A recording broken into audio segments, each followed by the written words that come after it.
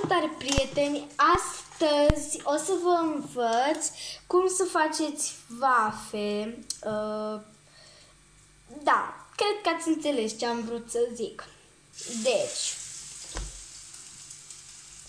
prima dată am pus făina, apoi trebuie să punem ouăle.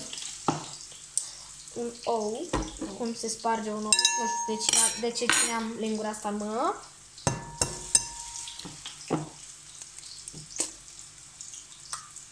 Explozia oului.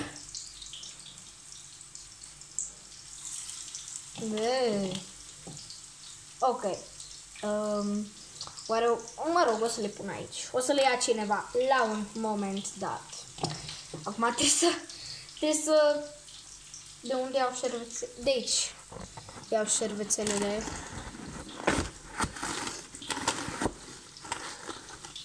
Da, pun șervețel normal. Foarte normal. Da. Acum punem laptele.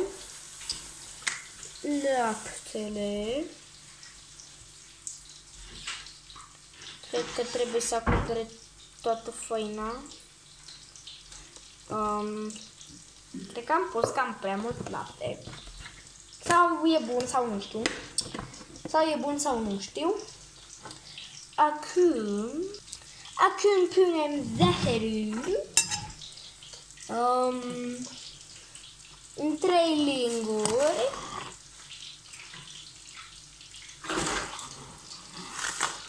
Nu 3 linguri mici, 3 linguri normale. Eu am o lingură mare. Așa. Acum amestecăm bine amestecul. Amestecăm bine amestecul. Cu mână ții bolul, cu cealaltă amestec. Cu mână țin bolul. Sper să nu-mi sară pe cameră. Fix ceea ce s-a întâmplat, dar voi nu vedeți.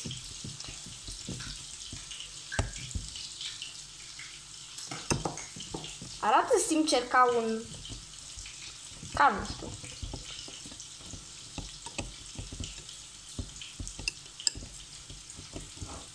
Lecție de gătit, vă reamintesc.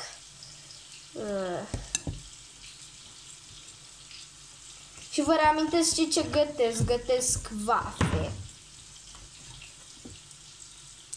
Bun, am pus și ulei de măsline și o sticluță mică de esență de vanilie. Mie nu prea îmi place esența de vanilie în vafe pentru că, nu știu, îmi dă un gust ciudat, dar tot e bună.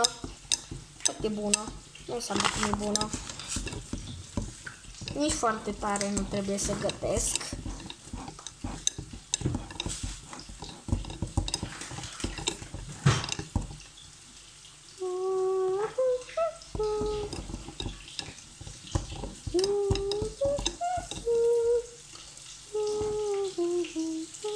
Compoziția este gata, urmează să punem la prăjit și în partea a doua din acest videoclip practic o să vă arăt și cum au ieșit vafele. Pa, pa!